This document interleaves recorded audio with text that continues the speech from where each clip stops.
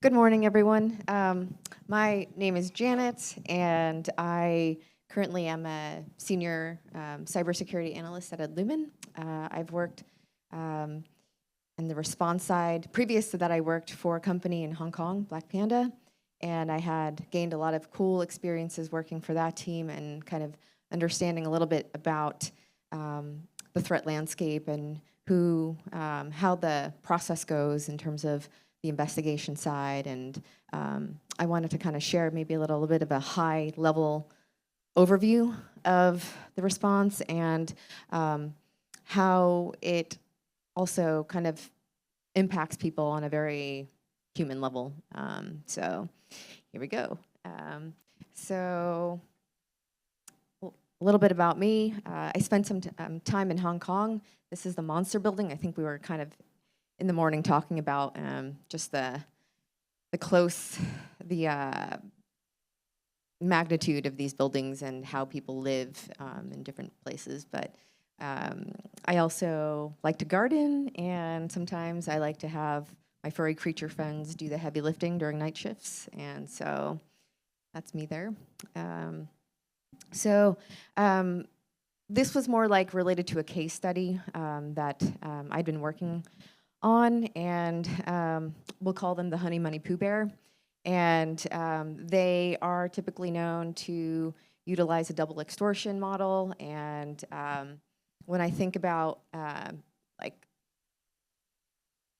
who would be a target for this, it never really crossed my mind. Like, I always think big businesses, but I don't know, like if I were to bring it up to you guys, if you think of like small yet high value targets, what would be some of the industries you would think or companies you would think that would be affected? Financial, okay. Any others? What's that? Health, yeah, healthcare industry. Any others? Yeah, conservation. So it occurred to me that pretty much anyone with any company is a target, right? It's not one or the other. And in this particular scenario, it could be your veterinarian, it could be a law firm, it could be any of these things. And so in this case, it was what I would consider a high value target because of so much information that these companies can hold, sensitive information. Whoops. So you've got NGOs, you've got your vets, like I said, and your psychologists, et cetera. And going to the next slide here, this is kind of the high-level view of the incident that took place, which was, to what I discovered, about 6 months the threat actors had been within this client's environment, with no really understanding or of how they got in. So part of our job was to figure out their initial access and what we observed in the process. So here we saw that there was no real encryption activity, no anomalies in firewall and AV, so it kind of had me stumped. I was like, how did they do this, and why? What was the impact of this? So this particular threat actor, they had realized that the antivirus vendor had already developed a tool to decrypt, so it kind of changed their methodology. They decided instead of encrypting anything, we're just going to steal as much information as we can, kind of stealthily without notice. And if you understand more about like smaller businesses, there's not really a whole lot of cybersecurity posture to really catch this sort of activity. So by the time we got in, we noticed, well, they'd been in there for 6 months and no one really knew the better until they were ransomware. So like most kind of initial access and lateral movements, they exploited an outdated vulnerability and used RDP and other methods to kind of go in and traverse the network. And so just kind of going along, a lot of people probably know the TTPs, et cetera, so I'll just kind of skim through a couple of these processes. But I think what we understood here is that these weren't just small-time crooks, right? I mean, they had a process. They already it seemed like they were quite well developed and understood what they were going after and how they were going through it. So, practice makes perfect. When we understood that there was a bit more involved,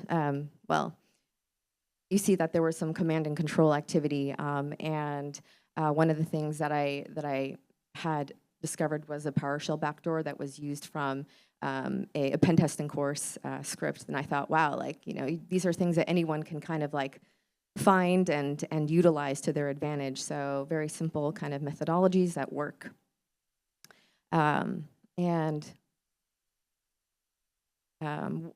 What we noticed in mid-May, that there had been exfiltration that was already involved using the rclone software, and a lot of the sensitive data that had occurred, affected multiple different regions of the country, people's private information, and that was some of the things that the threat actors leveraged. They said, well, we know you have money because look at this, we discovered this, and you don't want this information leaked, et cetera. So once we kind of understood the gravity that they'd already been compromised. And this was at the point in which they had contacted us as well. So at that point,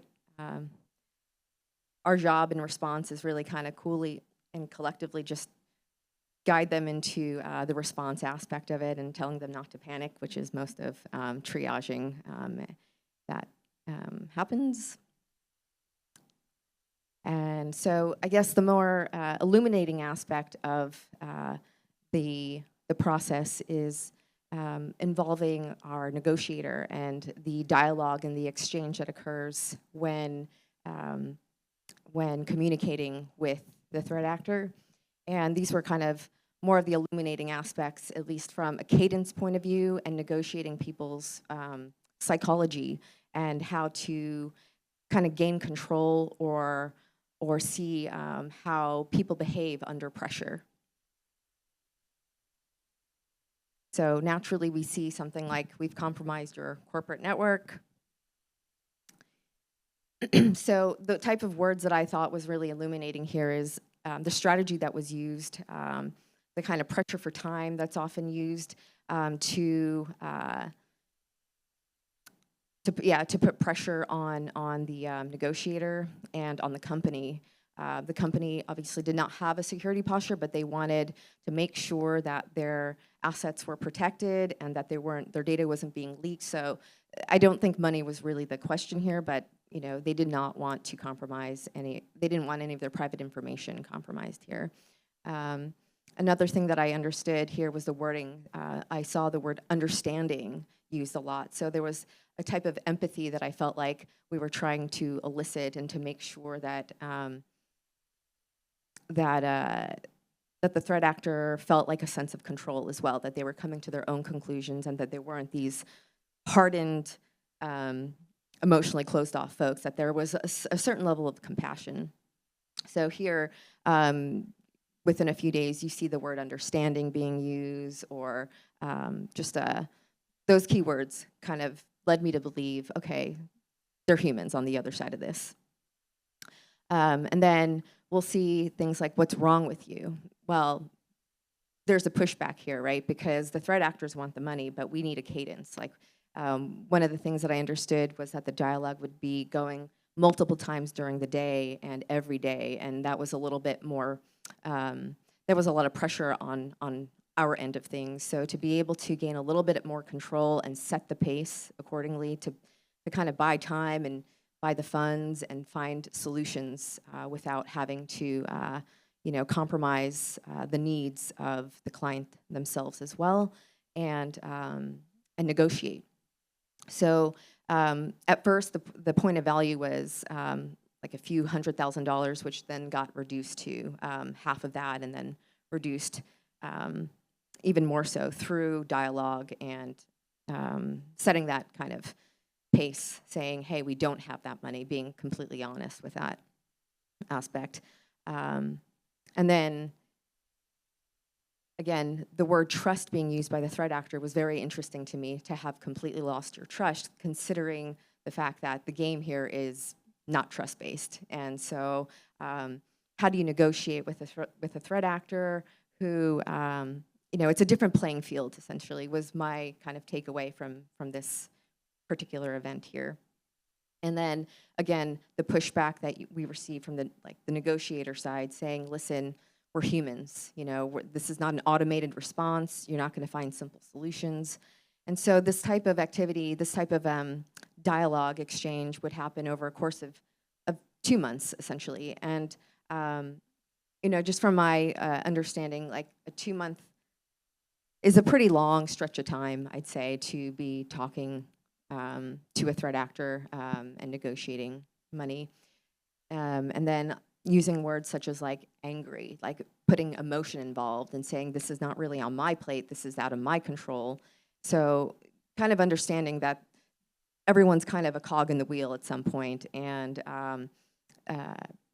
how to navigate that kind of time-sensitive and stressful situation from the negotiators, from the company's point of view, the victim's point of view as well. So the last type of exchange was, hello, sorry, what are the guarantees? And ultimately what happened was they just showed us, destroying them the evidence. But how much can you trust in that kind of scenario that is the only, that is the golden, template of evidence. So after that, our job is to go into the dark web and make sure that the evidence that they supplied was not being leaked into the web as they, promised. So you're kind of, for smaller businesses, they're kind of left between a rock and a hard place. And, our job, apart from the incident and the analyzing side, it's to be able to create that human connection and to be able to,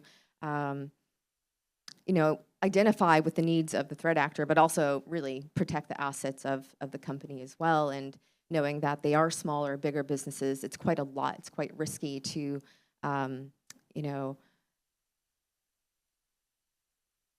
be ransomware, to be in that position. So, having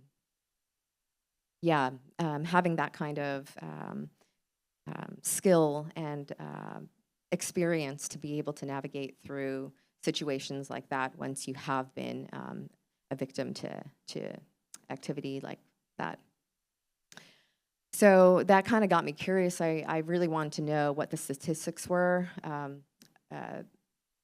about breaches that occur within smaller and bigger businesses, not only in the APAC region, which is where I was primarily working at, but also in the US. What I also understood with this particular case was that while it was a small business, their PII affected countries based in the US. They had, American clients, they had Canadian clients, they had, clients from pretty much, Europe as well. So being able to protect that information and what kind of regulations there are to secure that information kind of got me going. And, if you now have information based on different companies in the US, that can be, again, another avenue to leverage and laterally move to different targets. And so that kind of opened my eyes there as well.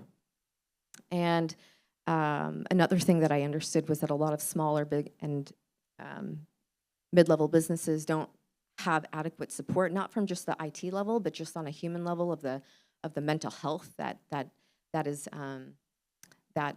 affects not just analysts, but also the higher level executives, et cetera, and the people that are just kind of working hands-on keyboard, that IT guy that has way too many customers and really doesn't know even how to change their default password, and let alone configure firewall settings and things like that. So that was another kind of mind-blowing thing that I became aware of as well.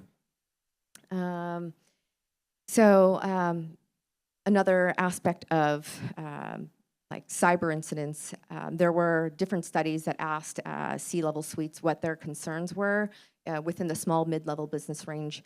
And within Asia, a lot of their concerns was data loss and business interruption, which were and the reputational damage, which were their like top three, whereas like in the US, it was their reputational damage, and then the downtime as well. So different aspects, and that kind of made sense because in the APAC region, perhaps there's not a whole lot of regulations, and not at least not as much as in the US, for example, where you've got a lot more to answer to. And yeah, so that was one conclusion I made. But then just kind of anecdotally asking other folks in the industry, in the cybersecurity, IR industry, and just the response industry of different organizations, what the general kind of feel was. It seemed like there's a lot of kind of trauma that's involved for folks. That the time that's required to kind of speak with clients, answer those 3 a.m. calls and just provide the data, but also the type of stress that's involved within the industry, and how there were just some general kind of concerns about the lack of support there is maybe for those folks that are in IR or within SOCs as well. So there were just a few different types of research that's been done that I was kind of investigating, and part of this was also because my background is also previously in like holistic medicine, so there's always that kind of aspect of me wanting to understand the mental impact within cyber security as well. Yeah. So the things that I came away with during these investigations is to really create a stronger dialogue to increase within the community in cybersecurity within your organization, but also to develop different types of processes and tools and technologies to help kind of reduce and mitigate some of that stress that might be involved in working, kind of stressful different cases in the cyber industry. Anyway, thank you. Any questions?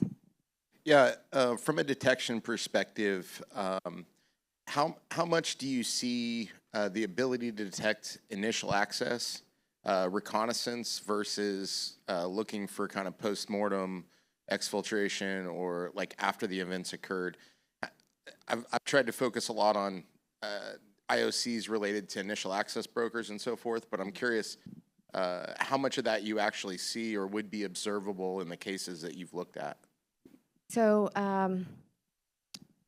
in my previous company, I think it was a little more harder to detect because we didn't have like an MDR or anything like that. So customers would come in after the fact, and it really kind of depended on what they would allow us to acquire as far as evidence. Sometimes it was just really difficult to detect initial access. From the MDR SOC point of view, it becomes a little bit easier because you've got eyes on the network. On the SOC perspective of things, you can kind of see, okay, this definitely looks like phishing is going on here, et cetera. But it really kind of depends on the technology and the softwares that you have in your organization as well. Yeah. Hey, awesome presentation. You mentioned rclone, and I was wondering if there's any other tooling that you see that's like prevailing that threat actors use where you're like, oh, this again. Oh, yeah. I mean, I've seen rclone quite a lot. I mean, quite a lot. I'm still, like, off the top of my head, I'm not recollecting anything that's, like, super significant as far as softwares that are used, but anything. If I think of something, I'll definitely let you know. But, yeah, I mean, you've got, I know there's someone else in the IR that's out there. I'm not sure if there's any softwares that you see that are often used to exfiltrate data, but yeah, that one quite a lot I've seen. What's that? Oh, yeah, we've just, yeah. Oh, yeah, SFTP, or yeah, any kind of, right. Yeah, Sometimes we're just looking for those firewall logs just to see any kind of, anomalous behavior that way. But yeah, our clone was really kind of exciting when I saw that. I was like, cool, that's really cool, and then you're like, oh, I see that again. And like, okay. Awesome. Thank you. Thanks.